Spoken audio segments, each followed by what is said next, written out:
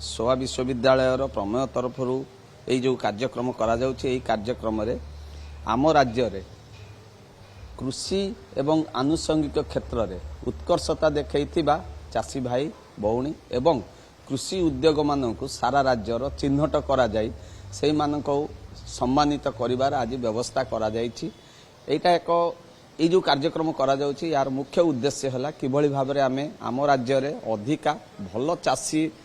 मानक उत्साहित करवा एवं अन्य मानक प्रेरणा पाइबे कृषि क्षेत्र में निजक नियोजित करने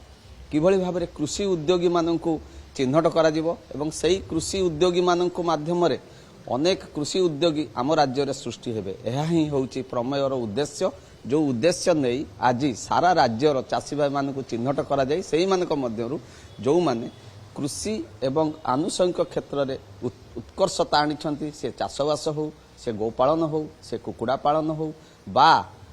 कृषि एवं आनुषंगिक क्षेत्र में समन्वित कृषि कार्यक्रम हो एवं कृषक मानकर उन्नति पाई जो माने कार्य करिछंती संगठित हेकरी सेही भलिया सब लोक मानक आज एठी सम्मानित करा जिवो।